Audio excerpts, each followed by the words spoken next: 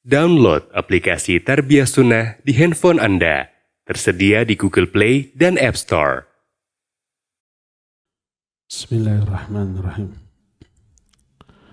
Assalamualaikum warahmatullahi wabarakatuh. Innal hamdalillah nahmaduhu wa nasta'inuhu wa nastaghfiruh. Wa na'udzu billahi min syururi anfusina wa sayyiati a'malina. Man yahdihillah fala mudilla lahu wa man yudlil fala hadiya lahu. وأشهد أن لا إله إلا الله وحده لا شريك له وأشهد أن محمدا عبده ورسوله يا أيها الذين آمنوا اتقوا الله حق تقاته ولا تموتن إلا وأنتم مسلمون وبعد أيها الإخوة para jamaah Masjid Agung Al-Ukhuwah Bandung yang Allah muliakan, para pendengar radio Tarbiyah Sunnah Bandung, juga radio-radio lain, kita kembali berjumpa melanjutkan kajian amalan hati, dan kita sedang bahas bab keikhlasan. Pertemuan yang lalu kita sudah membahas tentang tanda-tanda keikhlasan. Sekarang kita lanjut dengan pembahasan contoh-contoh keikhlasan para ulama. Kisah mulia para ulama, kisah yang sangat inspiratif, menginspirasi kita sekaligus memberi motivasi kepada kita untuk mengikuti mereka. Keagungan akhlak ibadah, sikap mereka, keluhuran ilmu mereka mengundang decak kagum kita semua. Kekaguman ini mendorong kita untuk mengikutinya. Karena itulah di dalam kisah para ulama, para sholihin, terkandung pelajaran yang sangat berharga bagi kita. Termasuk dalam hal keikhlasan, kita akan menceritakan ucapan dan sikap para ulama di dalam menjaga keikhlasan di dalam beramal. Ada beberapa kiat yang dilakukan oleh para ulama untuk menjaga keikhlasan. Pertama adalah selalu menghadirkan niat yang baik dalam setiap amalan, walaupun amalan mubah. Contohnya makan, minum, tidur, beraktivitas, mencari rezeki, olahraga, itu semua mubah. Nah, para ulama zaman baheula menghadirkan niat yang baik untuk seluruh amalan yang mubah tersebut, sehingga amalan mubah tersebut berubah menjadi ibadah dan berpahala. Syekhul Islam Ibn Taimiyah menyatakan bahwa amal wajib atau amal ibadah wajib ikhlas. Kalau tidak ikhlas, kalau niatnya tidak baik, tidak benar, berubah menjadi maksiat. Sehebat apapun, sekhusyuk apapun, semutabaah apapun itu amalan yang syar'i, amalan yang disyariatkan, baik yang wajib ataupun yang sunnah, kalau niatnya tidak benar, berubah menjadi maksiat. Pelakunya durhaka. Adapun amalan yang haram secara syar'i, baik haram dalam masalah-masalah duniawi seperti mencuri seperti menipu, seperti menghina, seperti riba, maka tetaplah dalam keharamannya sekalipun niatnya benar. Tidak bisa diubah menjadi ibadah hanya karena niat yang benar. Al-ghayah la tubarirul wasilah. Tujuan tidak menghalalkan segala cara. Tujuannya baik, caranya harus baik. Seperti merampok dengan niat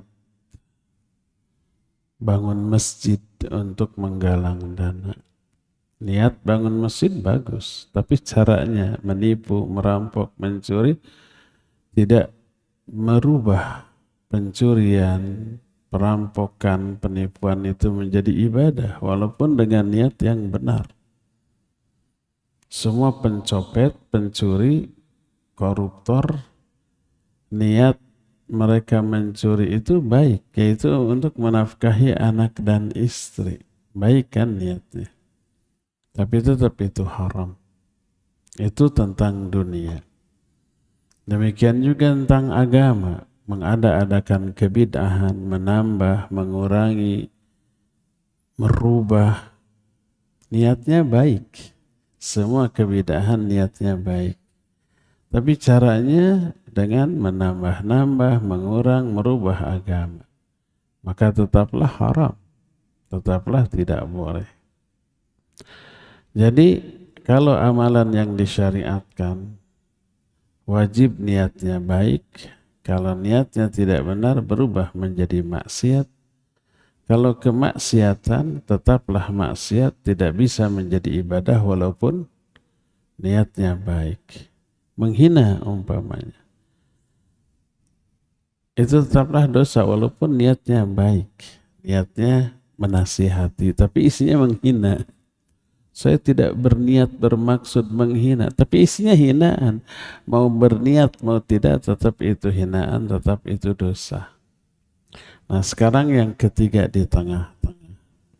Amalan yang mubah. Makan, minum, tidur, beraktivitas dan seterusnya mubah. Amalan mubah bisa berubah menjadi maksiat atau menjadi ibadah. Tergantung dua hal. Pertama niat, yang kedua cara. Amalan yang mubah seperti makan. Niatnya untuk apa? Untuk sehat kuat. Kenapa sehat kuat? Agar kalau saya nyolong larinya cepat. Kalau dipukul orang kuat. Nah, niat sehat, niat kuat untuk melakukan kejahatan, maka niat seperti itu menyebabkan makannya yang tadinya mubah menjadi dosa. Terus caranya tidak basmalah. Basmalah itu wajib. Terus pakai tangan kiri, menerapkan sunnah syaitaniyah, maka bisa menjadi maksiat. Sebaliknya menjadi ibadah kalau niatnya benar. Kenapa saya makan? Agar sehat, kuat. Kenapa sehat, kuat? Agar ibadahnya lebih maksimal. Agar ibadahnya itu lebih berkualitas. Kalau sakit-sakitan terganggu, nggak bisa saum sunat, nggak bisa bangun malam untuk tahajud, baca kitab, baca Quran juga 5 menit sudah terkantuk-kantuk, ngaji baru 10 menit sudah panas pinggang. Kalau lemah begitu, ibadah terganggu, maka saya harus kuat.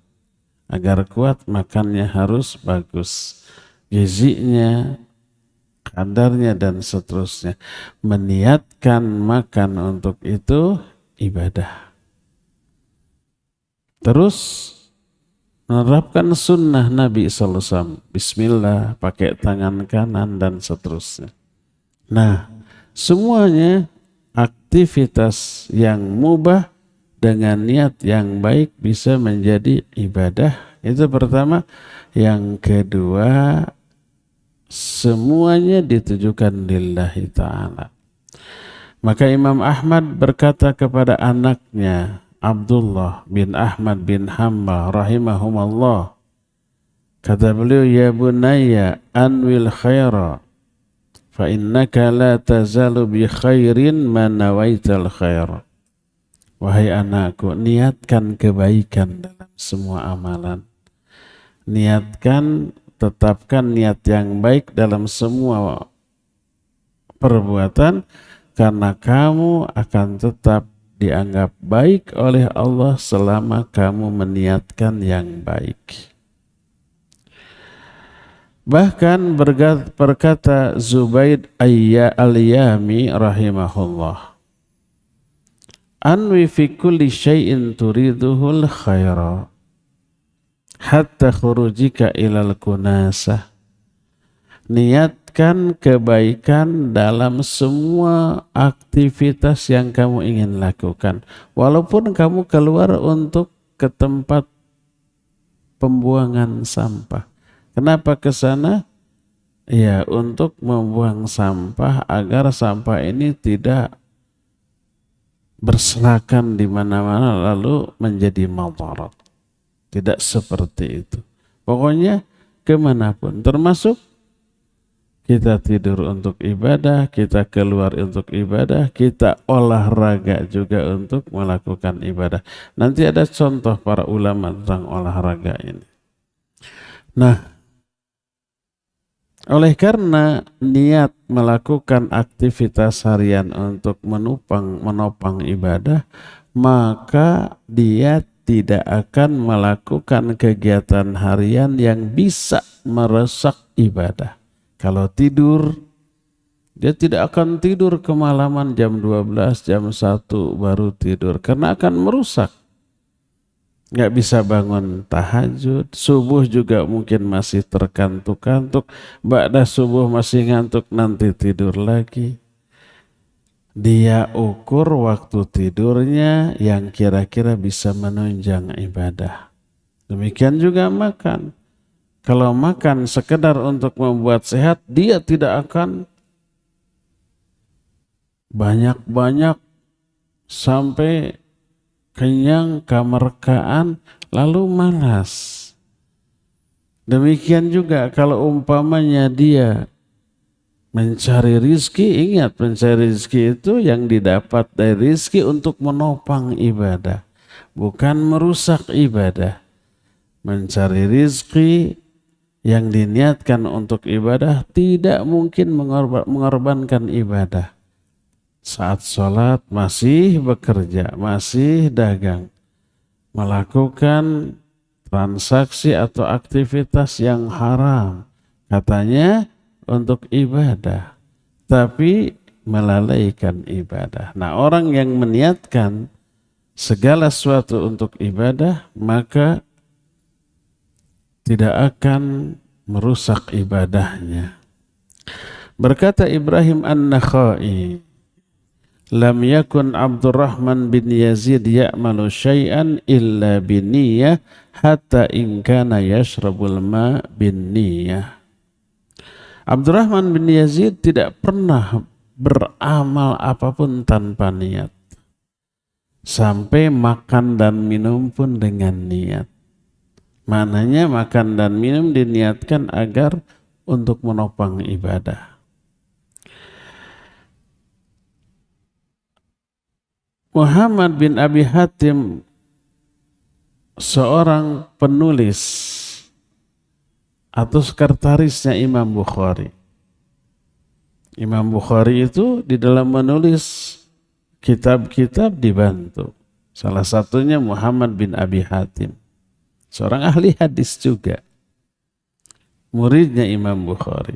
Kata Muhammad bin Abi Hatim, wa ra'aituhu yani al-Bukhari istalqa ala qafahu yawman wa nahnu bi farbar tasnif at-tafsir wa kana at'aba nafsahu fi dhalika al-yawm fi kathrati ikhrajil hadith. Faqultu lahu ya Aba Abdullah sami'tuka taqulu yawman inni ma ataitu syai'an bi ghairi ilmin qat mundu aqaltu fa ayu ilmin bihadal istilqa. Suatu saat aku melihat Imam Bukhari terlentang, tiduran sambil terlentang. Saat itu kami berada di tengah-tengah upaya menyusun tafsir. Imam Bukhari telah memayah-mayahkan dirinya di hari itu untuk mentakhrij banyak hadis. Lalu istirahat, lalu terlentang. Aku bertanya, wahai Abu Abdullah, aku pernah mendengar engkau suatu hari pernah berkata, aku tidak akan mengamalkan sesuatu amalan pun tanpa ilmu sejak aku faham agama. Tanpa dalil. Lalu dalil apa atau ilmu apa atau alasan apa yang membuat kamu sekarang terlentang? Apa kata Imam Bukhari? At'abna anfusana fi hadzal yawm wa hadha thagru min ath-thughur khashitu an yahduthu hadathun min amril adu fa ahbabtu an astariha wa akhudha uhbata dhalik fa in ghafasana al-adu kana bina harak. Kata Imam Bukhari, kita sudah berlelah-lelah pada hari ini. Tapi lelahnya bukan dengan aktivitas dunia, tapi dengan mentakhrij hadis. Duduk berjam-jam seharian. Kebayangkan, pegel, cangkel gitu. Nah, dan ini saat untuk rehat. Aku khawatir ada serangan musuh mendadak. Aku ingin istirahat untuk memanfaatkan waktu yang rehat ini. Apabila musuh menyerang mendadak, kita tinggal bergerak. Itu kata Imam Bukhari. Kisah perkataan Imam Bukhari ini dikeluarkan oleh Imam Al-Khatib Al-Baghdadi dalam kitab Tarikh Baghdad. Ada lagi namanya Nuruddin Al-Zinki, seorang panglima perang yang sangat dahsyat. Dia itu jenderal, menaklukkan banyak negara dan menjaga beberapa negara Islam dari serangan musuh. Waktu itu beliau hidup di tengah-tengah perang salib dan bersumpah akan membebaskan Masjidil Aqsa dari cengkraman pasukan musuh. Beliau terkenal namanya Nuruddin Az-Zinki, seorang mujahid. Kana yukthirul la'ab bil qurrah fa'atabahu rajulun min kibari salihin fi dhalik. Dia itu di waktu-waktu senggang banyak melakukan bermain bola. Wallahu alam, apakah bolanya kayak kita, aturannya kayak kita sekarang, tidak tahu. Pokoknya main bola, lari ke sana, lari ke sini sama anak-anak buahnya. Sampai keringat bercucuran. Maka sebagian tokoh-tokoh agama yang soleh mencela hal itu. Nggak layak, itu buang-buang waktu. Gitu. Apa kata dia? Jawabannya luar biasa. Innamal a'malu binniyat. Wa innama uridu bidzalika tamrinal khayli 'alal qurrah wa 'alal karra wal fa 'alal karri wal far wa ta'limaha dzalika wa nahnu la natrukul jihad. Sesungguhnya setiap amalan tergantung niat. Adapun niatku melakukan olahraga ini melatih pasukan berkudaku, melatih fisiknya, alal karri wal far. Karfar itu artinya lari bolak-balik ke sana kemari dan mengajari mereka tentang taktik. Dan kita tidak ingin meninggalkan jihad. Jadi niat olahraga seperti itu untuk meraih stamina yang kokoh demi kepentingan jihad. Makanya ketika para ulama ditanya tentang olahraga, apapun itu, main bola kayak badminton kayak basket kayak, mereka menjawab hukum asal mubah. Tapi kalau itu diniatkan untuk meraih kesehatan, stamina, kebugaran, untuk menopang dua hal. Pertama jihad fisabilillah, yang kedua ibadah. Termasuk ibadah sosial, membantu orang, jadi relawan kayak gitu kan. Ada beberapa kejadian bencana alam, banyak korban, relawan terjun. Fisik harus kuat. Kadang-kadang di pelosok yang harus jalan kaki jauh, mendaki, menurun dan seterusnya. Kalau fisiknya loyo nggak bisa. Kadang-kadang stamina harus kuat, direndam air dingin. Kemarin beberapa bulan yang lalu, Citarum di daerah Batu Jajar Selacau kan banyak sampah. Kayaknya ada yang ngebuang sengaja tuh. Kalau sampah rumah tangga sekeresek, dua keresek nggak akan sebanyak itu. Sorenya kosong, besoknya itu wah kayaknya truk kan ke sana. Turun aparat, masyarakat dilibatkan, ikhwan-ikhwan kita juga terlibatkan, masuk ke sana. Kalau stamina nggak kuat, baru berendam 1-2 menit sudah batuk-batuk, bersin-bersin, kena flu. Apalagi airnya kotor, ngangkut sampah, stamina harus kuat. Kalau olahraga ditujukan untuk itu, bukan buang-buang waktu, agar staminanya kuat, agar kalau terlibat dalam aktivitas dakwah seperti ini juga kuat.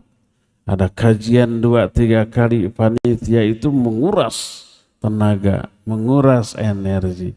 Kalau loyo, tumbang.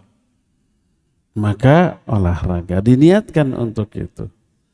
Kalau enggak sakit-sakitan, nanti banyak libur ya. Maka itu niat yang baik.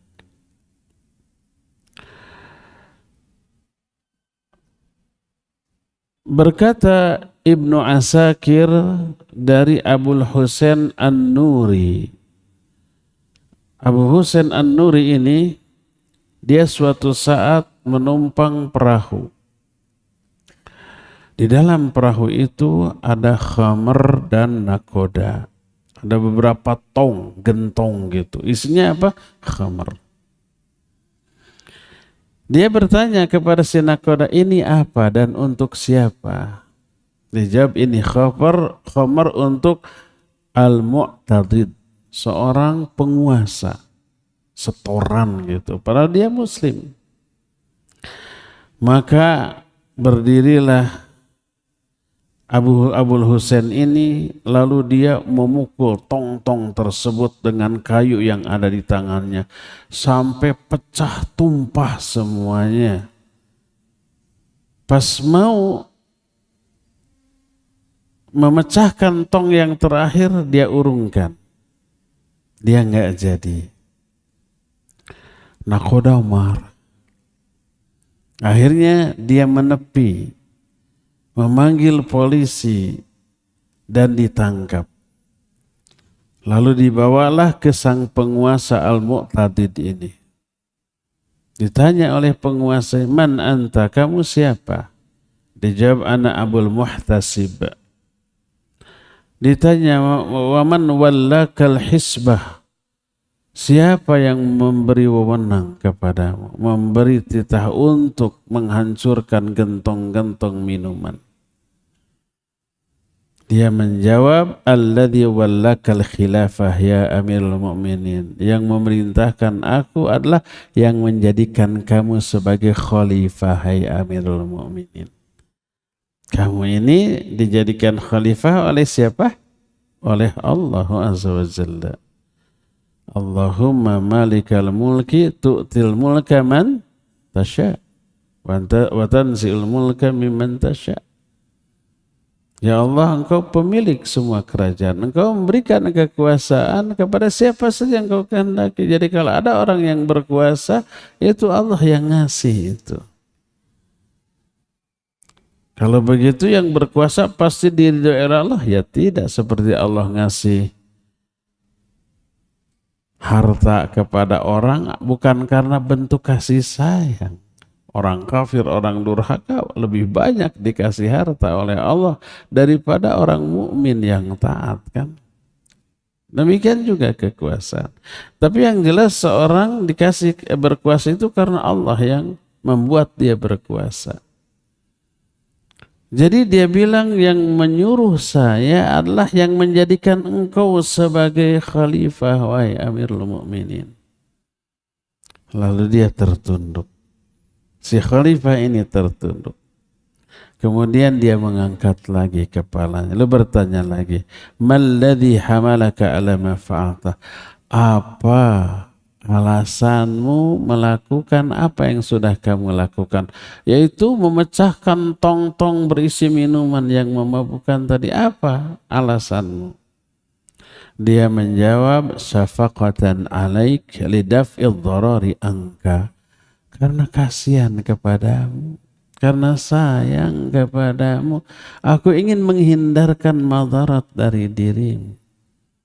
Kalau dibiarkan mabuk kan madarat ya, dosa besar, kena azab, madarat. Penguasa mabuk, bayangkan gimana memberikan kebijakan, aturan kepada rakyatnya nanti. Karena kasihan, karena sayang. Dia menundukkan kepala lagi. Lalu mengangkat lagi kepala. Wali ayyi syai'in tarakta minha dannan wahidan walam taksirhu.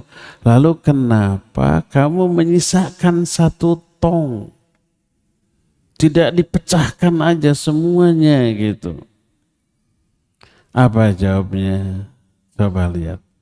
Li'anni innama aqdamtu 'alaika fakasartuha ijlalan lillahi ta'ala. Falam ubali ahadan. Hatta intahaitu ila hadha dan dakhala fi nafsi ijabun min qabili anni qad aqdamtu ala mithlik fataraktuhu. Karena aku awalnya datang untuk memecahkan tong-tong yang berisi arak tadi dalam rangka memuliakan Allah, dan aku nggak peduli apapun, nggak peduli siapapun, nggak takut apapun. Sampai ketika giliran tong terakhir, masuk perasaan ujub ke dalam hatiku. Apa ujubnya? Ada rakyat jelata yang berani bertindak seperti ini kepada penguasa sepertimu. Niatnya ujub, ini niat yang salah. Kalau tadi tong-tong yang tadi mau dalam rangka memuliakan aturan Allah, pas Israel hebat saya, ujub. Maka saya urungkan. Maka disisakan satu. Apa kata Al-Mu'tadid? Idhab. Faqad atlaqtu yadak.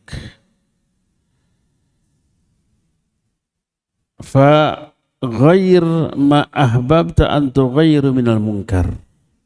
Sekarang kamu pergi, saya bebaskan kamu, boleh kamu rubah apapun yang ingin kamu rubah dari kemungkaran di bawah kekuasaanku ini.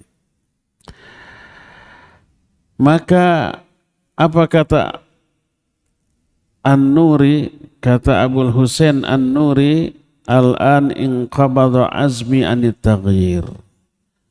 Sekarang saya tidak mau lagi melakukan hal tersebut, merubah kemungkaran. Ditanya kenapa? Li inni kuntu aghyaru anillah wa ana al-an aghyaru an surati. Karena dulu aku amar ma'ruf nahi munkar itu karena Allah, karena pelindungan Allah. Sekarang aku beramar ma'ruf nahi munkar karena wewenang kekuasaan yang Engkau berikan kepadaku. Gak mau lagi. Niatnya beda. Sal hajatak, sekarang minta apa kebutuhanmu? Kamu minta apa? Kata sang penguasa. Faqala uhibbu an tukhrijani min baini yadayka saliman. Aku ingin engkau mengeluarkan aku dari hadapanmu dalam keadaan selamat. Maka diperintahkan orang itu untuk keluar. Maksudnya bukan keluar dari istananya saja, tapi keluar sampai datang ke Basrah. Dan tinggal di Basrah bersembunyi. Kenapa? Khasyita an ayyashuqqa alai ahadun fi hajati indal mu'tadid. Karena dia khawatir ada orang yang datang kepadanya minta tolong, minta bantuan untuk meminta sesuatu kepada sang khalifah. Gak mau menggunakan kedekatan atau wewenang yang diberikan khalifah kepadanya, enggak. Falamma tuwfiyal mu'tadid raja ila Baghdad. Setelah al-mu'tadid sang khalifah ini wafat, barulah dia pindah lagi ke Baghdad. Lihat bagaimana para ulama meniatkan, memperhatikan aspek niat, termasuk dalam hal beramar ma'ruf nahi munkar. Kalau itu karena Allah, lakukan. Tapi kalau karena orang, maka dia tahan.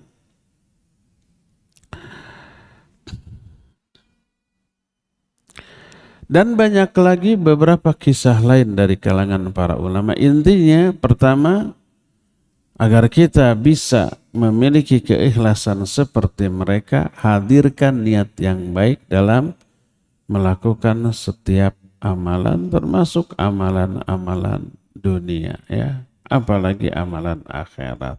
Ini yang pertama. Kiat yang kedua, kitmanuhum a'malahum. Mereka selalu menyembunyikan amal-amal baik mereka, enggak ingin diketahui orang. Berkata Imam Hasan Al-Basri rahimahullah, in kana ar-rajulu laqad jama'al Qur'an wa ma yash'uru bihi jaruh, wa in kana ar-rajul laqad faqiha al-fiqha al-kathir wa ma yash'uru bihi an-nas, wa in kana ar-rajul yusalli as-salata at-tawilah fi baytihi wa indahu az-zuwar wa ma yash'uruna bihi, wa laqad adrakna awaman ma kana ala dhahril ard min amalin yaqdiruna ala ayyamaluhu fi sirrin fayakunu ala niyatan abada. Ada orang yang menghafalkan Al-Quran, dia sudah hafal, tapi nggak terlihat menghafal oleh orang. Orang-orang sekitarnya itu nggak sadar, nggak tahu bahwa dia hafal Quran, karena nggak pernah kelihatan menghafal murojaah, baca Quran, padahal dia hafal. Kenapa? Setiap baca Quran, menghafal, memurojaah selalu menyendiri, nggak ada yang tahu. Ada orang faqih, memahami banyak cabang ilmu, tapi nggak ada seorang pun yang tahu. Karena ketika belajar, ketika memahami, selalu bersembunyi, tak ada orang yang tahu. Ada orang yang sholat malam panjang semalaman di rumahnya dan ada tamu di rumahnya, tapi tamu tak menyadari sang pribumi ini sholat semalaman. Karena ngumpet. Itu kata Imam Hasan Al-Basri. Beliau memberikan testimoni tentang sahabat dan guru-gurunya yang hebat seperti itu. Lalu kata beliau, walaqad adrakna aqwaman ma kana ala dhahril ard. Tapi sekarang kita menemukan banyak orang di muka bumi ini, mereka mampu menyembunyikan amal baik mereka, tapi mereka perlihatkan ke hadapan banyak orang. Itulah bedanya para ulama dengan orang awam. Selalu butuh pengakuan, apresiasi dari orang lain.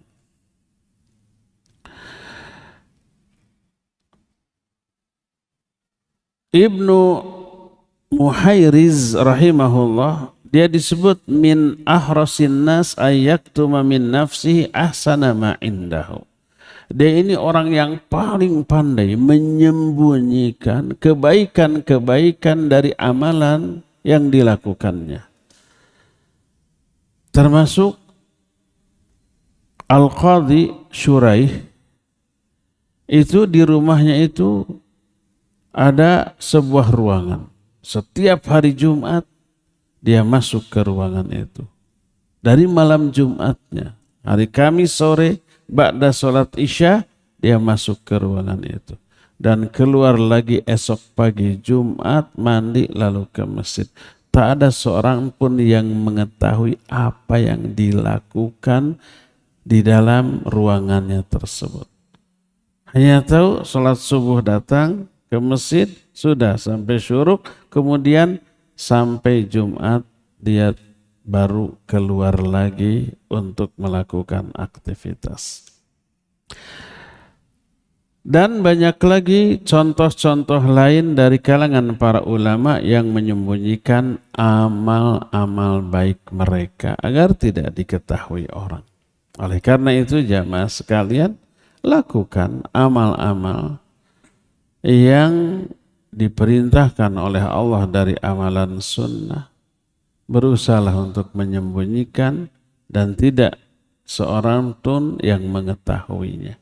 Baik tahajud atau saum atau baca Al-Quran atau memurojaah hafalan dan seterusnya. Selama mampu untuk disembunyikan, sembunyikanlah. Inilah yang kedua. Ketiga, keikhlasan mereka dalam hal jihad fi sabilillah. Momen jihad, momen yang sangat butuh keikhlasan. Kalau enggak, resikonya mati dan neraka. Kita kan tahu pernah membahas satu hadis 3 orang hebat dengan 3 amalan hebat, 3-tiganya ke neraka. Salah satunya orang yang mati syahid di medan perang kan. Sudah capek, berkorban, sakit, mati, neraka lagi. Kenapa? Karena niat yang salah. Karena ketidakikhlasan. Maka wajib memelihara keikhlasan. Para ulama banyak sekali memberi contoh keikhlasan. Di antaranya Abdullah bin Mubarak rahimahullah. Beliau itu selain seorang ulama besar, memahami banyak disiplin ilmu sehingga menjadi rujukan dalam masalah tafsir, hadis, akidah, fikih. Juga orang yang kaya raya. Tapi kedermawanannya tak bisa ada bandingannya di zamannya. Selain itu beliau juga orang yang sangat kuat fisiknya. Zaman ayeuna mah disebut jago gelut. Latihan terus sampai fisiknya prima. Latihan berkuda, memanah dan seterusnya. Kalau tarung 1 lawan 1 tak pernah ada yang mengalahkan Ibnu Mubarak ini. Suatu saat ketika ada peperangan di negeri Romawi, satu Ibnu Mubarak ikut perang. Maka bertemulah pasukan musuh, pasukan kaum muslimin dan pasukan musuh sudah berhadapan-hadapan di medan perang. Tiba-tiba keluarlah dari barisan musuh seorang prajurit musuh menantang mubarozah. Mubarozah itu tarung 1 lawan 1 dulu. Kalau zaman baheula begitu. Sebelum perang semuanya maju dulu. Siapa yang berani melawan saya? Orang ini, musuh ini tinggi besar, kuat. Akhirnya keluarlah salah seorang prajurit dari kaum muslimin. Maju menghadapi orang ini. Hanya beberapa, tidak sampai 1 menit, hanya beberapa detik saja orang muslim ini kalah, terbunuh. Soraklah pasukan musuh. Lalu menantang lagi, siapa lagi? Maju lagi, sampai 2, sampai 3. Mati semuanya. Otomatis mental kaum muslimin down. Sebaliknya mental musuh naik dan orang ini semakin petantang petenteng. Tak ada luka sedikit pun di badannya walaupun sudah membunuh 3 orang kaum muslimin. Akhirnya dari barisan kaum muslim belakang maju dengan menutup wajahnya dengan sorbannya. Dilawannya orang itu. Tak berapa lama orang itu mati. Dan orang ini setelah mati sudah kembali ke barisan. Orang-orang semua kaget, ini siapa? Nggak ada yang mengenalinya. Karena apa? Karena ditutup wajahnya. Disebutkan di dalam kisah ini diceritakan oleh Al-Khatib Al-Baghdadi dalam kitab Tarikh Baghdad. Faja'ala yughatti wajhaha likummihi likay la ya'rifahu ahadan. Dia menutup wajahnya dengan kumnya, kum itu lengan bajunya, agar tidak ada seorang pun yang mengenalnya. Kemudian masuk kembali ke barisan. Faja'ahu rajulun yuqalu lahu Abu Amr. Ada orang yang penasaran, ini siapa? Orang ini namanya Abu Amr. Maka dia pergi ke belakang orang ini, lalu disingkapkan wajah orang ini, semua melihat, faidha huwa Abdullah bin Mubarak. Ternyata orang ini Abdullah bin Mubarak. Marahlah Abdullah bin Mubarak. Apa dia bilang? Wa anta ya Aba Amr mimma yusanni'u alaina. Engkau ya Abu Amr, orang yang merusak amal-amal kami. Dia tidak mau disanjung atas prestasinya mengalahkan petarung musuh yang tak terkalahkan dan berhasil mengangkat kembali mental pasukannya dan menjatuhkan mental musuhnya. Dan ini menunjukkan bagaimana orang sekaliber Abdullah bin Mubarak rahimahullahu ta'ala menjaga keislamannya. Ada lagi kisah lain yang diterangkan oleh Imam Ad-Dainur dalam kitab Al-Mujalasah dari jalan Imam Ibnu Asakir dalam kitab tarikhnya. Ada ketika pasukan yang dipimpin oleh Maslamah bin Abdul Malik mengepung benteng musuh. Tapi benteng ini kuat luar biasa, tinggi, kuat, nggak bisa dirobohkan, nggak bisa didekati. Begitu didekati sudah ada juga, nggak bisa ngapa-ngapain karena bentengnya kuat. Sampai ada orang yang mengajak sepasukan kecil ke sebuah lubang. Di benteng itu ada lubang. Dilubangi, tapi tak ada seorang pun yang berani masuk. Karena begitu masuk dikhawatirkan musuh dari dalam langsung menghadangnya atau membokongnya. Faja'a rajulun minal jundi fadakhalahu. Maka datang orang.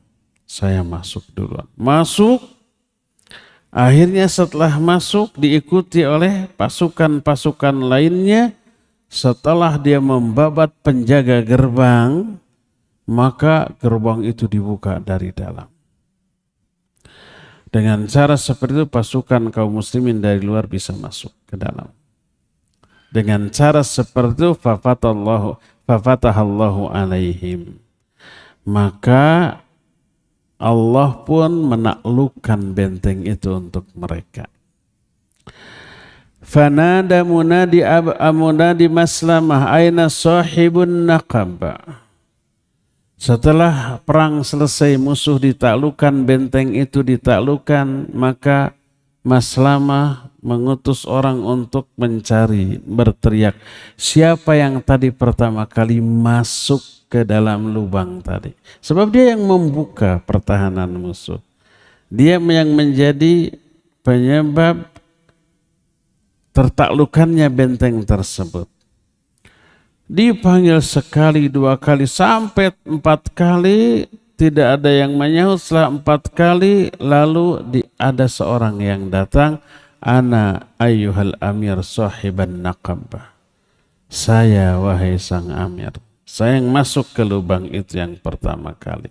Tapi akhudhu dan thalathan la tusawwidu ismi fi sahifatin wala ta'muru li bi syai' wala tusaghiluni an amri. Tapi saya mohon wahai jenderal, kalau bahasa kita gitu, jangan sampai nama saya itu ditulis dalam lembaran penghargaan. Jangan memerintahkan saya untuk ini dan itu. Jangan sibukkan saya dari tugas saya sebagai prajurit biasa. Maka berkatalah Maslamah, qad fa'alna dzalika bik. Oke, aku akan lakukan apa yang kamu inginkan. Kemudian pulang. Nggak disebarkan bahwa orang ini yang menjadi penyebab tertaklukannya benteng tadi. Faghaba ba'da dzalik. Setelah itu dia menghilang. Falam yuro. Tidak pernah terlihat lagi. Entah kemana ini orang yang sangat berjasa ini. Termasuk Maslamah sang jenderal juga nggak tahu orang ini kemana. Tapi di setiap sholatnya Maslamah selalu berdoa, Allahumma ja'alni ma'a sahibin naqab. Ya Allah, jadikan aku kelak bersama orang ini. Orang ini tidak mau disanjung, dipuji, diakui prestasinya. Enggak. Sama dengan tabi'in terbaik Uwais Al-Qarn, yang oleh Nabi SAW disebut namanya. Beliau bersabda ke Umar, ya Umar, nanti kalau kamu berjumpa dengan Uwais dari Qarn, Yaman, kamu minta doa kepadanya. Dicari ketemu. Akhirnya sejak saat itu kan nama Uwais terkenal. Lalu Umar meminta agar Uwais ini mendoakan ampunan untuk Umar. Setelah ini menyebar namanya. Apa yang terjadi? Uwais menghilang entah kemana.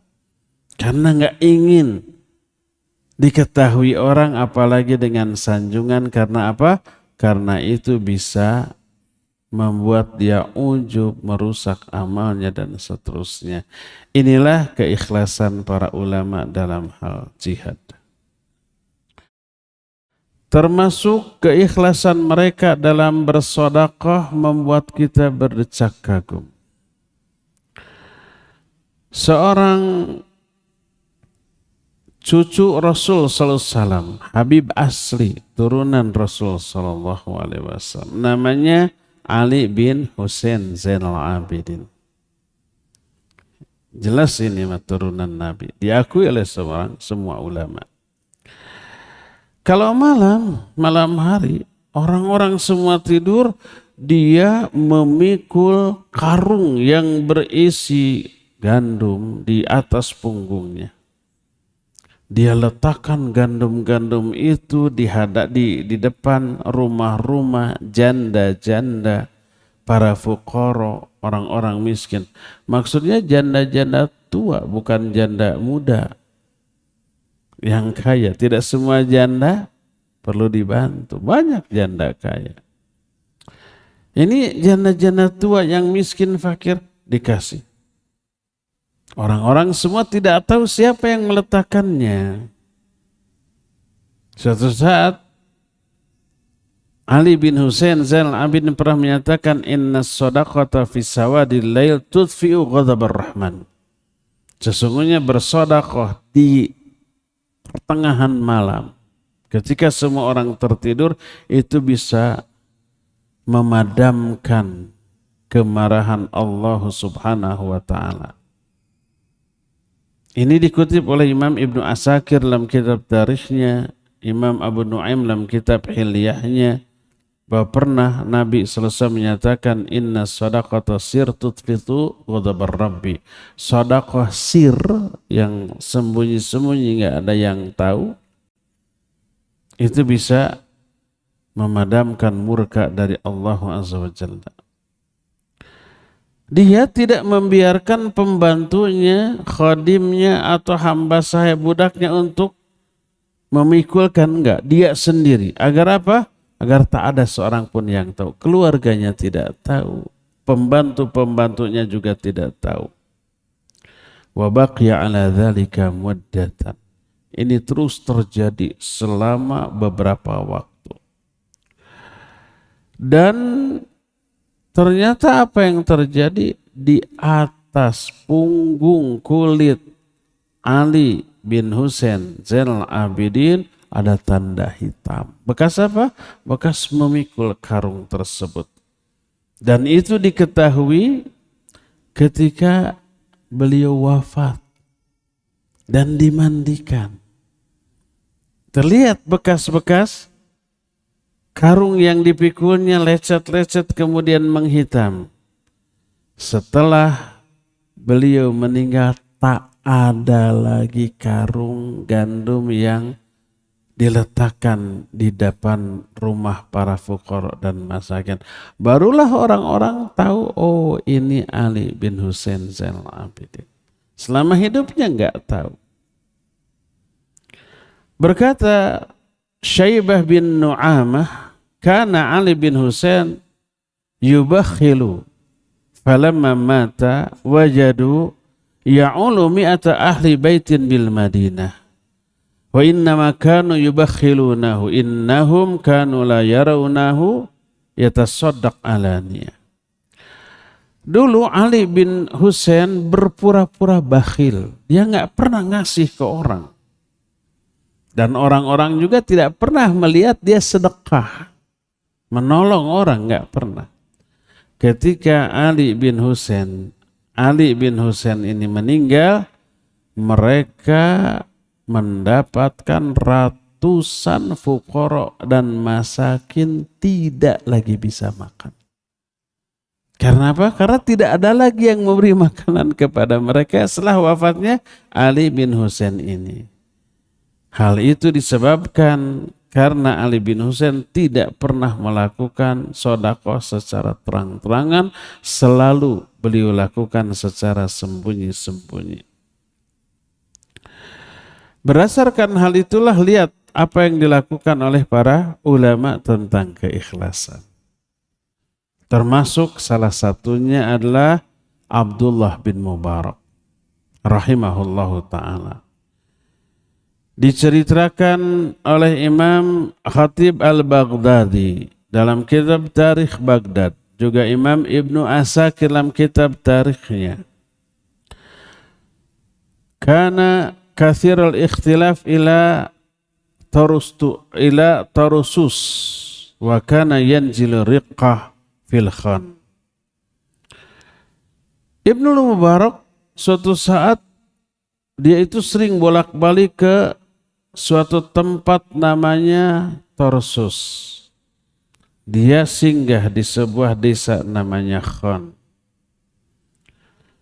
Ada seorang pemuda yang selalu datang membantu menyiapkan kebutuhan Ibnu Mubarak dan mendengar hadis. Karena Ibnu Mubarak mengajar, ke sana mengajar.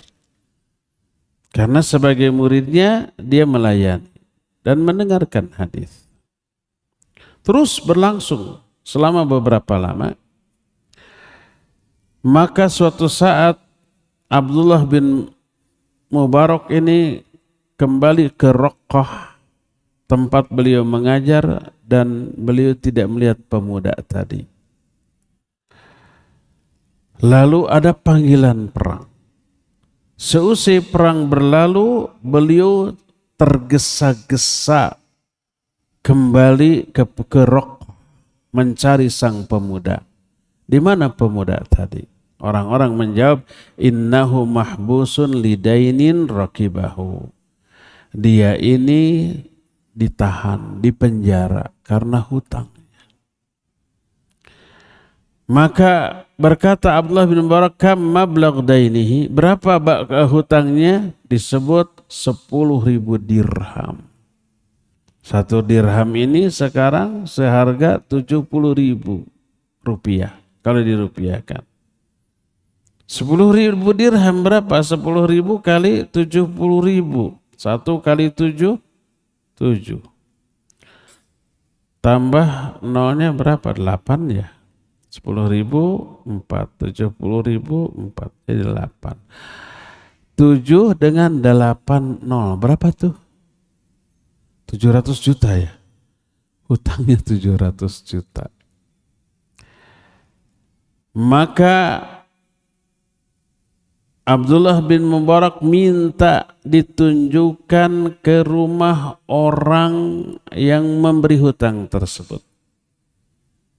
Akhirnya ditujukan, kemudian dia datang pada malam hari lalu dibayar sebanyak 10.000 dirham. Bebaskan pemuda ini. Tapi tolong bersumpah, tidak boleh memberitahukan kepada seorang pun bahwa dia yang membayar. Termasuk pemuda tadi. Akhirnya esok harinya pemuda itu pun dikeluarkan dari penjara. Maka setelah keluar dari penjara, dia bertemu lagi menemui Abdullah bin Mubarak. Akhirnya setelah bertemu, maka Ibnu Mubarak bertanya, "Ya fata, aina kunta?" Wahai pemuda, dari mana saja engkau? Lam araka fil khan, aku tidak pernah melihatmu di khan. Di khan itu nama desa tempat beliau ngajar. Dia menjawab, "Na'am ya Aba Abdurrahman, kuntu mahbusan bidainin." Ya, saya ditahan di penjara karena hutang. Memang secara syar'i orang yang berhutang boleh dipenjara.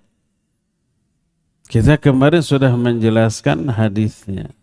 Rasul sallallahu alaihi wasallam bersabda, "Layul wajid halla irduhu wa uqubatuhu."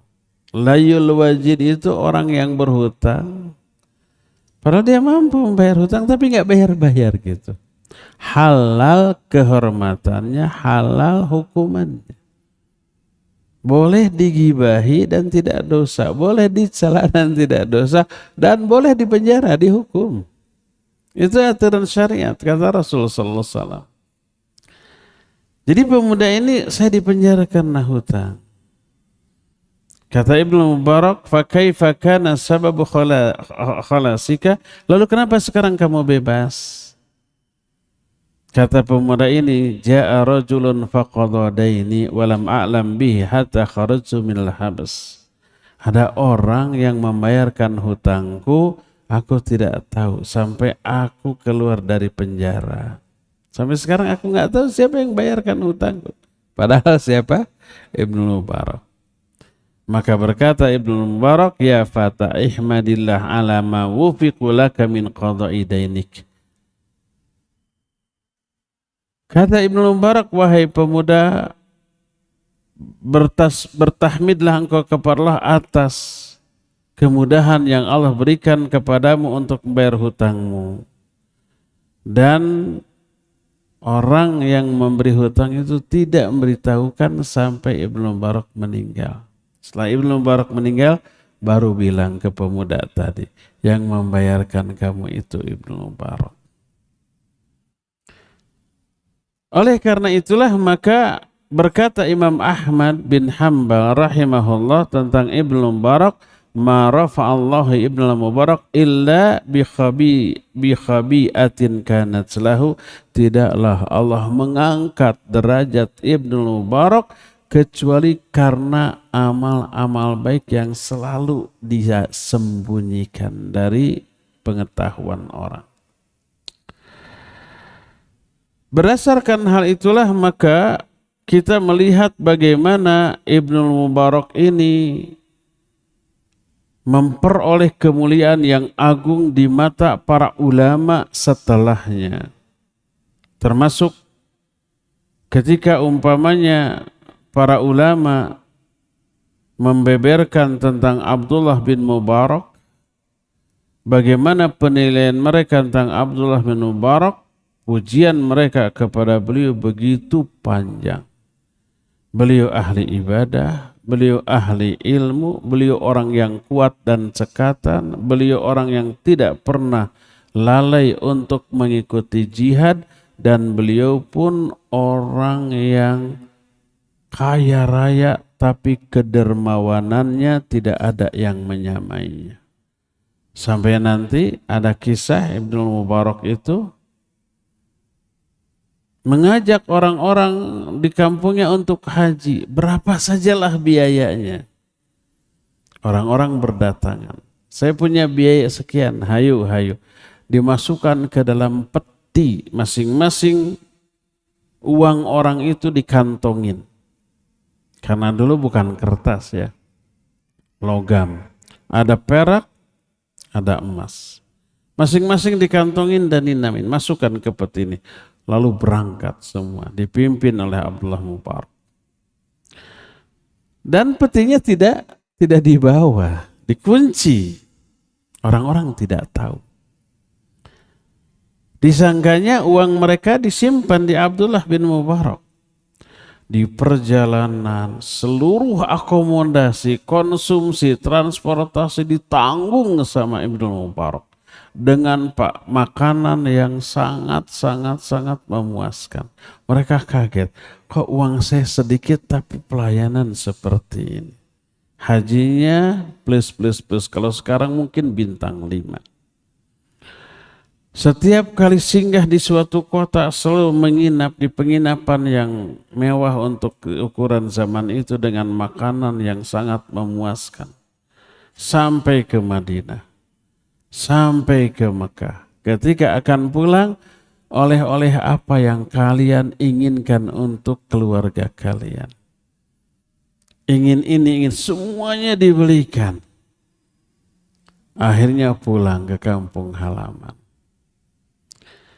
Dan mereka semua bersuka cita bisa haji dengan biaya murah, dengan oleh-oleh yang banyak, dengan pelayanan yang luar biasa. Tapi saat itu Ibnu Mubarak tidak membuka travel, enggak. Pribadi saja. Setelah 3 hari semuanya diundang untuk makan. Ini yang disebut dengan walimatus safar. Disunnahkan mengadakan walimah safar tapi setelah pulang, bukan ketika akan berangkat. Setelah pulang undang orang-orang untuk makan sembelih kambing, sapi atau unta. Ibnu Mubarak mengundang semuanya makan. Setelah beres makan dipersilakan pulang, kemudian orang yang berhaji disuruh tahan. Setelah ditahan, maka peti tadi dibuka. Kemudian kata Ibnu Mubarak, silakan ambil uang kalian masing-masing sesuai dengan namanya. Mereka kaget, bukankah ini sudah dipakai biaya haji kemarin? Enggak, ini aku tinggalkan, silakan kalian ambil lagi. Bayangkan kedermawannya. Kalau di zaman sekarang entah berapa miliar itu untuk membiayai mereka, ya. Inilah kedermawanan sekaligus keikhlasan mereka di dalam bersedekah, ya. Dan banyak lagi contoh-contoh para ulama dalam banyak hal. Nanti kita akan lanjut di hari Kamis yang akan datang. Untuk sekarang cukup sampai di sini. Dan kita masih punya sisa waktu untuk bertanya jawab. Wa sallallahu ala nabiyina Muhammadin wa ala alihi wa sallam.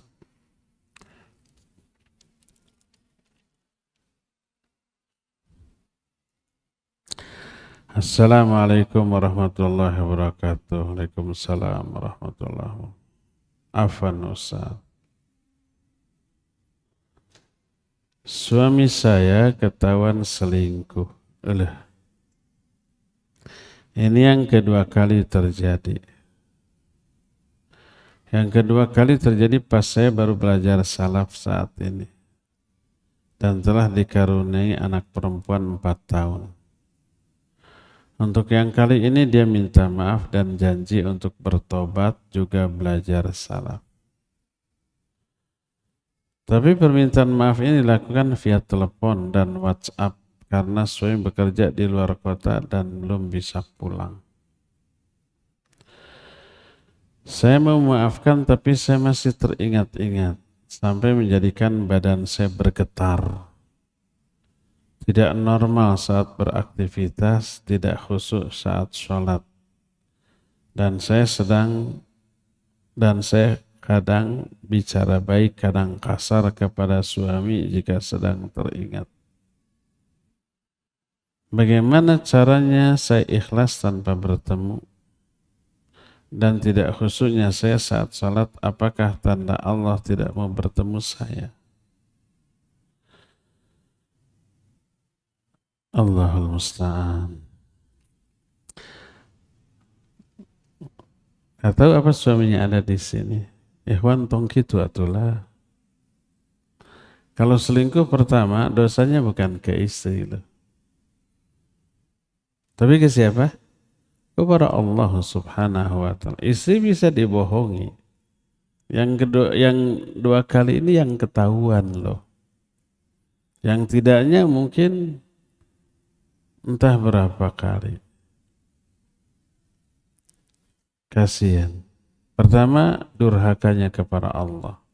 Kedua, kepada Rasul sallallahu alaihi wasallam, ya. Ketiga, terutama zalim kepada diri sendiri. Diri akan hancur loh. Nah, istri ini korban kesekian. Bayangkan, korban kesekian aja, coba kekecewaannya luar biasa. Kalau ingat sampai gemeter. Itu saking apa? Saking sakitnya gitu. Sampai saking kecewaannya. Tolong ikhwan tongkarar itu. Saya khawatir ini mewakili banyak akhwat ya. Nah untuk akhwat, pertama sabar. Yang kedua banyak-banyak berdoa. Yang ketiga banyak-banyak tobat. Saya sering bilang. Musibah apapun yang Allah timpakan kepada kita, itu karena dosa kita. Itu Al-Quran. Wa ma asabakum min musibatin fabima kasabat aydikum wa ya'fu an katsir. Musibah apa saja yang menimpa kamu itu karena dosa-dosa. Padahal Allah memaafkan banyak dosa, tidak semua dosa diazab dengan musibah. Dan musibah yang terasa sangat besar, musibah yang menimpa psikis kita. Kalau luka luar itu bisa disembuhkan, dirawat, dan bisa kita tetap tenang, bahagia. Tapi kalau yang luka adalah jiwa, ini susah. Dan musibah psikis ini datang dari orang terdekat, dari pasangan, dari anak, dari orang tua, dari adik kakak, kadang dari kawan-kawan, dari sahabat. Badan kita tercecel, terboncel, terahut-rahut acap. Badan kita tidak luka, tidak lecet, tapi hati itu bisa lebih tersiksa ya. Nah, itu musibah besar. Maka cepat taubat kepada Allah Azza wa Jalla. Kata Syekh Al-Utsaimin rahimahullah, ketika seorang berdosa, Allah akan buat dia menderita. Dengan cara Allah kondisikan orang-orang terdekatnya untuk berbuat kasus yang membuat dia menderita. Makanya Fudail bin Iyad menyatakan, in asaitullah fara'aitu athara dhalika fi khuluqi zaujati wa ahli wa dabati. Kalau aku maksiat kepada Allah, aku melihat dampak maksiatku itu pada buruknya akhlak istriku, anakku, dan bahkan binatang tungganganku. Kata Syekh Al-Utsaimin, Allah akan kondisikan hati orang di sekitarnya untuk mengecewakan dia. Gimana aja caranya? Salah satunya dengan seperti ini. Maka solusi pertama, taubat. Ibadah kepada Allah, bertakwa. Setelah bertakwa, Allah kasih solusi.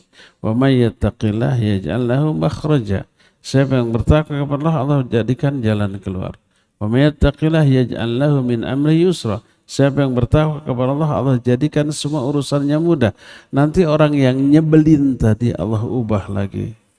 Allah rubah lagi hatinya, diberi hidayah. Yang merubah, membolak-balikan hati manusia, Allah. Allah rubah lagi, beri hidayah untuk baik lagi, ya. Jadi pertama banyak tobat, banyak istighfar, banyak infak, sedekah secara sembunyi-sembunyi tadi. Karena sedekah tersembunyi itu bisa memadamkan murka Allah Azza wa Jalla, ya. Nah, itu taubat, banyak taqarrub ke Allah, berdoa agar suaminya, anaknya, semuanya diberi hidayah kepada oleh Allah Azza wa Jalla. Semoga Allah memberikan kekuatannya.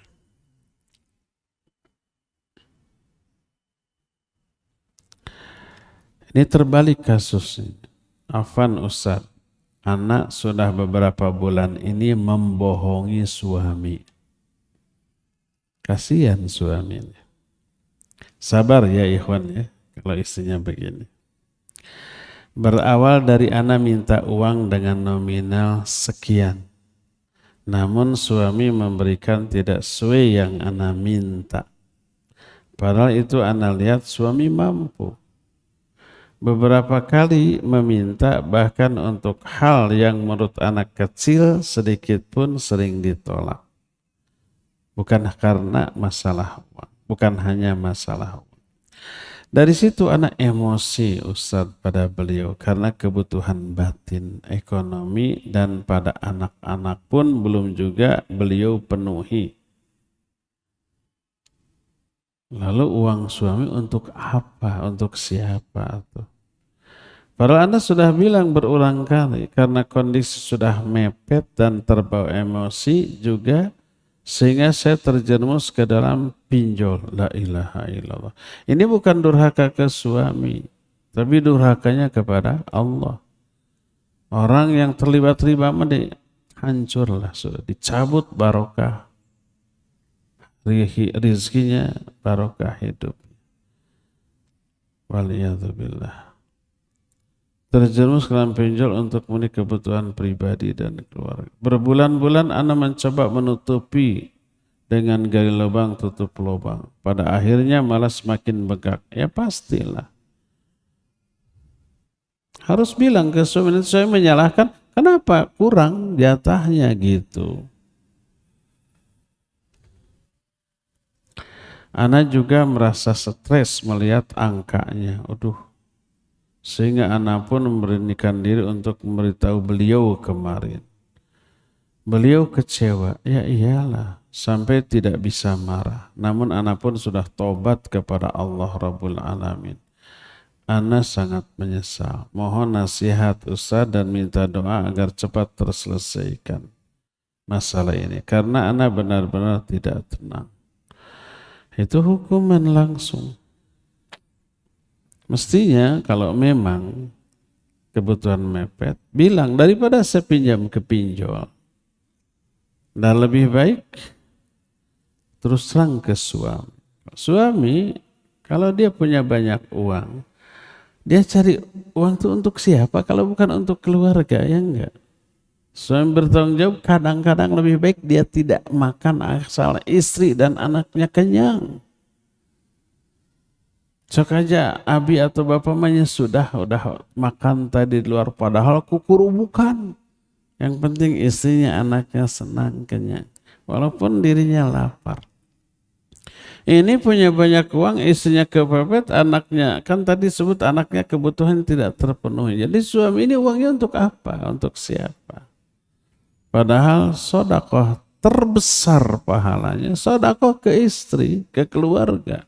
Kata Nabi SAW, dinarun anfaqtahu ahla ahlik, satu dinar yang kamu nafkahkan ke keluargamu lebih besar pahalanya dibanding satu dinar yang kamu infakkan ke jalan Allah, ke fuqara, ke masakin dan seterusnya. Itu infak dengan pahala terbesar ke keluarga ini, ya. Ini ada sisi kesalahan juga dari suami. Suami dosa kalau sampai istrinya tidak terpenuhi kebutuhan. Padahal suami mampu. Kafa bil mar'i ithman idza dhayya ma ya. Cukup seorang itu dianggap dosa besar kalau mengabaikan hak-hak orang yang ada di bawah tanggung jawabnya. tidak terpenuhi kebutuhannya, kemudian begitu. Lain halnya, ini kan baru sepihak dari pihak istri ya, belum mendengar dari pihak suami. Kalau kondisinya benar kayak gini, suaminya zalim. Tapi ada kemungkinan suami memenuhi kebutuhan pokok dari istri dan anaknya, tapi nggak bisa mengelolanya. Si istri butuh, ada kebutuhan sekunder, tersier, untuk jajan, untuk kuota, untuk ganti HP, untuk bergaya, mungkin. Akhirnya nggak dikasih suami karena boros, dipegang oleh suami. Akhirnya pinjol. Nah ini dosa besar si istri ini. Pantas suaminya kecewa kalau begitu ya. Tapi kalau betul seperti yang dijelaskan di dalam pertanyaan ini, suaminya lah yang berdosa ya. Semoga akhwatnya dikuatkan dan segera bertobat. Wajib bertobat atas ribanya.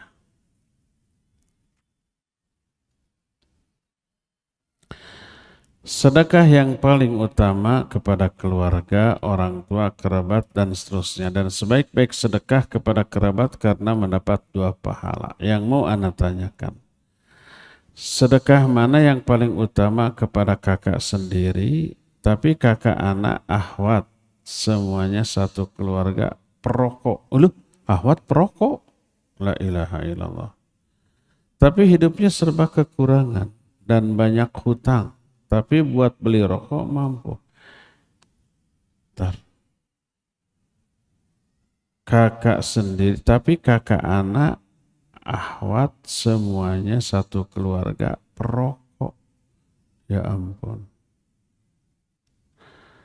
Banyak hutang tapi buat beli rokok mampu. Atau sedekah sama teman kajian yang keadaan ekonomi sama, sangat kekurangan tapi sudah satu akidah sama kita. Jadi mana yang harus saya utamakan? Ya, kulu ta'amaka illa taqiyun. Jangan sampai memakan makananmu kecuali orang yang bertakwa. Kalau orang yang bertakwa kita kasih makan, jadi tenaga, jadi energi, dipakai ibadah, dipakai taat. Kita kebagian pahalanya. Nah, jadi kalau ada saudara tapi ahli maksiat, kalau dikasih uang pakai maksiat, pakai rokok, pakai mabuk, atau pakai yang lain-lain gitu, yang tidak manfaat, ya, atau orang lain tapi sama-sama butuh tapi dia bertakwa taat. Ya udah mending ke yang taat saja, jadi ibadah ya. Kalau bisa kedua-duanya ya. Jadi kalau bisa ke kakak ke adik wanti-wanti, ini untuk makan. Ini untuk kepentingan yang pokok. Saya nggak ridho kalau dibeliin rokok, gitu aja bilang. Sekali lagi kelihatan ini beliin rokok, akan dikasih lagi. Kalau tahu bahwa itu pasti diberikan rokok ya, karena akan menjerumuskan.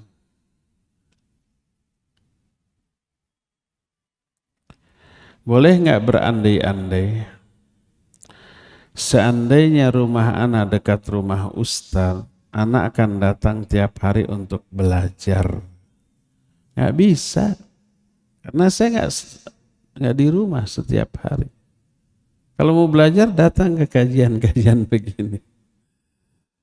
Saya akan memilih mengajar banyak orang daripada satu orang ya. Seandainya rumah anak dekat ustadz, anak akan datang setiap hari untuk belajar kepada istri ustadz. Aduh udah GR. Nggak bisa juga ke istri ustadz selama istri ustadz bukan ustadzah. Kecuali kalau istri ustadz ustadzah juga. Dan jarang ustadz yang punya istri juga ustadzah, jarang. Maksudnya ustadzah yang isi kajian. Kalau ngajar TK, TPA banyak ya.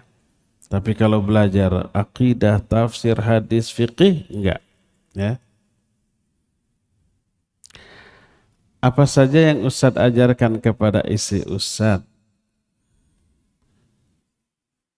Itu beda-beda. Beda-beda. Kalau saya dulu dicek dulu bacaan tajwid makhrajnya benar. Kalau sudah benar, dikasih tes hafalan. Hafalkan ini, store. Itu yang pertama. Keduanya, diajari tarjamah surat-surat penting dan bacaan sholat. Perkata. Seperti Al-Fatihah mulai dari Bismillahirrahmanirrahim, Bismi dengan nama, Bi dengan ismi, nama Allahi Allah, Ar-Rahman pengasih, Ar-Rahim penyayang, Bismillahirrahmanirrahim. Alhamdulillah segala puji li bagi Allahi Allah, Rabbi penguasa al-alamin, perkata. Sehingga nanti dia bisa menghayati ketika itu dibaca dalam sholat, perkata. Dan ada sedikit tafsiran. Begitu. Beres Fatihah ke surat-surat pendek yang biasa dibaca di dalam sholat. Terus beres itu bacaan sholat. Mulai iftitah. Allahumma ba'in baini, Allahumma ya Allah. Ba'in jauhkanlah baini antara aku wa baina khotoya dan antara kesalahanku. Sehingga dia bisa menghayati semua bacaan sholat. Harus istri harus benar sholatnya, benar bacaannya. Kalau benar sholatnya, khusyuk, dia bisa menikmati, dia betah dalam ibadah. Kalau sudah faham isi Al-Quran, dia membaca dengan penghayatan, dia bisa betah lama-lama. Kalau umpamanya nggak begitu, istri nanti lebih sibuk dengan medsos, ya enggak? Sibuk main-mainkan jarinya, buka Instagram, buka Facebook, buka TikTok, segala macam. Quran terabaikan. Nanti informasi yang dia dapat lewat media sosial masuk ke dalam sholatnya. Dalam sholatnya mikir isi medsos, bukan menghayati bacaan. Dan seterusnya begitu ya. Mungkin setiap ustadz berbeda ya. Nah, mungkin bisa mengajarkan, saya sudah suruh ajarkan sebenarnya ke akhwat-akhwat dekat ya. Zaman bahela itu begitu. Terakhir ya, Afan tidak semuanya terjawab. Ini panjang. Ini aja.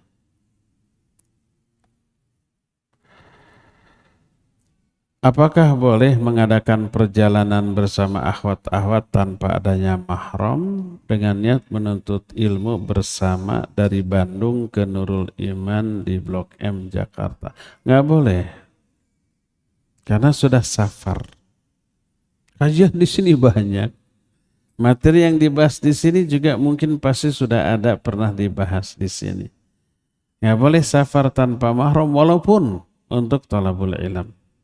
Kecuali untuk haji pertama, ya. Sebagian ulama ikhtilaf sebenarnya, tapi mayoritas ulama menyatakan bahwa mahram tidak termasuk salah satu syarat mampu. Kalau sudah mampu haji dari segala segi, berangkat tanpa mahram. Sebagian ulama menyatakan termasuk mampu adalah punya mahram. Ini sebagian. Kalau saya sendiri lebih cenderung boleh haji atau umroh yang pertama tanpa mahram. Adapun untuk selain itu seperti mencari ilmu seperti ini atau hadir kajian, enggak. Kenapa? Pertama, ada larangan berangkat tanpa mahram. Yang kedua, apa yang didapat di sana bisa didapat di sini. Gitu. Oleh karena itu tidak boleh kalau sampai safar ya. Cukup ya sampai di sini. Insyaallah kita besok berjumpa kembali membahas kitab Mukhtasar Ma'arijil Qabul masalah akidah. Adapun materi ini kita akan lanjut di hari Kamis yang akan datang. Subhanakallahum bihamdik asyhadu an la ilaha illa anta astaghfiruka wa atubu ilaik walhamdulillahirabbil alamin. Wassalamualaikum warahmatullahi wabarakatuh. Download aplikasi Tarbiyah Sunnah di handphone Anda. Tersedia di Google Play dan App Store.